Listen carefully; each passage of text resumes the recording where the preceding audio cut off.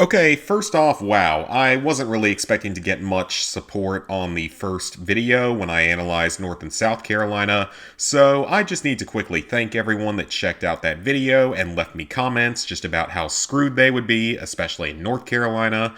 So I think it is time for our first follow-up video. I was considering doing Ohio next, as it was the third and final state that I've lived in, and rest assured, it'll be the next state covered in this little mini-series. But for now, I wanted to go ahead and round out the Southeast Commonwealth by traveling to my current southern neighbor of Georgia. In the first video, I discussed how the United States' population by the time of the Great War in 2077 would be around 400 million people, at least within the Fallout universe. Now, since I started working on that video, an article was released on the census website, and it states that the population will max out at only 370 million around 2080 and will then begin to decline. I'm not gonna pretend to be an expert in studies of population growth and behavior, so I have no idea how accurate this prediction is, but for the sake of consistency, I'm just going to use the same metrics from the first video. That being a total US population of 400 million and a population growth rate of 20 to 21% over current totals. As of the 2020 census, Georgia had a population of 10,711,908, a little under 300,000 more people than North Carolina and well over twice that of South Carolina. This means that by 2077, Georgia should have a population of about 12,961,409, assuming that 21% growth rate. Now, much like South Carolina, Georgia has only been mentioned once or twice in the entire Fallout franchise. Aside from a couple characters that are mentioned as being from Georgia at certain times, Janine Brown in Fallout 76 compares the humidity of West Virginia to that of Georgia, which in my opinion is complete BS. I've driven through West Virginia numerous times. It's nowhere near as hot and humid as Georgia. Now, going into the research for this video, I was fully expecting Georgia to be just as f***ed as North Carolina, but that's actually not 100% true. It's only partially true. So let's begin with military installations, most likely the very first target in any widespread nuclear exchange. Georgia has about a dozen military installations, the most prominent being Fort Benning. It's an army base with over 120,000 soldiers and civilians, and it also has training schools for infantry, engineers, and even several ranger battalions, you know, these badass guys. There's also MCLB Albany, which is a small marine base in southern Georgia. Kings Bay, which is a naval base that's home to a number of submarines equipped with Trident nuclear missiles, and Dobbins, an air reserve base with several thousand soldiers from every branch and a large number of aircraft. I will link the website with information about the bases in the description or the pinned comment of this video. As most of us already know, the state capital of Atlanta is a massive and rapidly growing city. The population as of the 2020 census was just a touch under 500,000, so its population in 2077 would be around 602,000 people. Atlanta is not only a major manufacturing and technology hub, but since the beginning of the 21st century, it has diversified and is now a major city for pretty much everything in our economy, from finance and healthcare to education and media production, and still things like manufacturing and technology. Aside from being one of the Southeast's most important financial cities, it is also home to the Hartsfield-Jackson International Airport, which is the busiest passenger airport in the world. Now, Atlanta itself doesn't have as big a population as Charlotte, and it actually trails more than 30 other cities across the United States. What separates this city from some of the others across the country, though, is the Metropolitan Statistical Area, or MSA for short. The Atlanta MSA is currently home to over 6.2 million people, which is approximately 58% of the state's entire population. In fact, the 5 most populous counties, being Fulton, DeKalb, Cobb, Gwinnett, and Clayton, had a population of about 3.851 million in 2020, which is about 36% of the state's total population. The MSA itself is spread out over 24 of Georgia's 159 counties. At minimum, those 5 most populous counties are getting hit. Given that Vegas was targeted by over 70 nukes on its own, it's pretty fair to say that several hundred would fall on the metropolitan Atlanta area. By the time of the Great War, the MSA would be home to over 7.5 million people.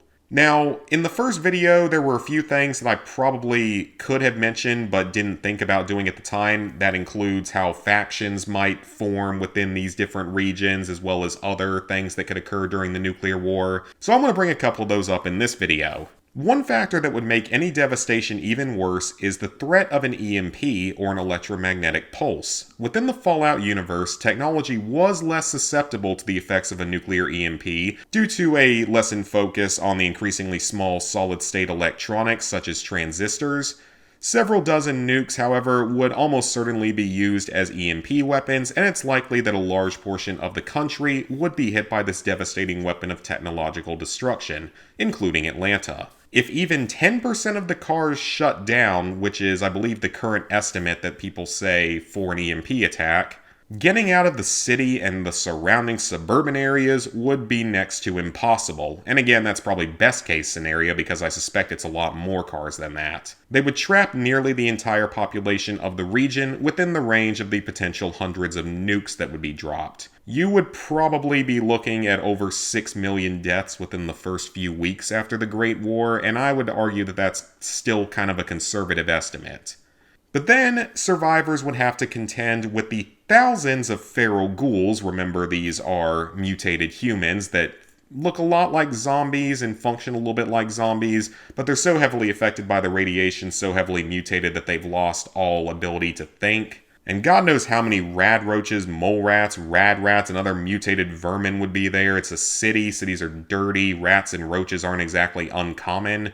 So I'm sure that there would be plenty of those as well to contend with. It's also likely that any survivors would probably have to band together with surviving criminals and gangs, mostly people that might have skills needed to survive on the streets with more limited resources, or people that might still have some connections and therefore communications with one another, and would be able to produce or at least acquire things like firearms or drugs, etc. So if you're in the Atlanta area, you will probably either be vaporized, killed by a mutated creature, join a gang, or be captured by said gang, which is not a good look.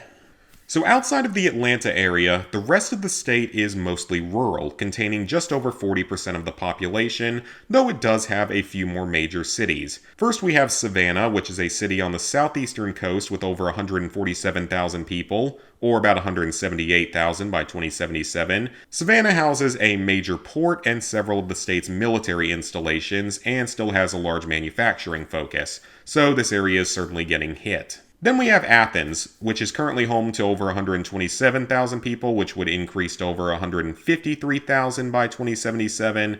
It contains the state's, quite frankly, massive flagship university, manufacturing, and a growing biotechnology sector.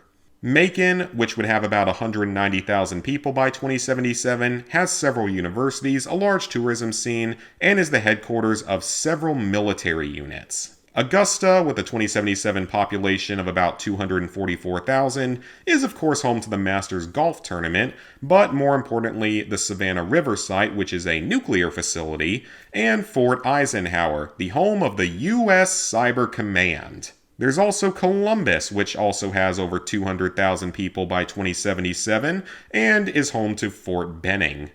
Oh, let's not forget Cairo. Its 2077 population would be about 12,000, but that could easily include several hundred descendants of the Plath family from TLC's Welcome to Plathville.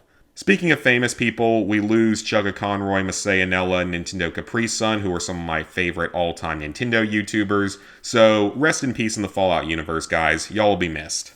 Overall, just under 2/3 of Georgia's population can be found within the Atlanta area and all of these other major cities and military bases. The rest of the state, as stated previously, is very rural. Now, it's certainly possible that other smaller cities like Valdosta and Albany in southern Georgia might get hit, especially in a scenario where tens of thousands of nukes might be used. But if you want to survive, I think your best bet is probably to head south of Macon, Columbus, and Savannah. This area is part of the Southern Black Belt, much like the southern half of South Carolina. It's an area of the southeastern United States that, despite being heavily influenced by slavery, does have very fertile soil. It's great for agriculture, and it's typically had a very low population with low population density. Now, this region's survival would of course be influenced by locations that get nuked in Florida, as it's entirely possible that the fallout from areas like Pensacola, Tallahassee, and Jacksonville would enter into Georgia.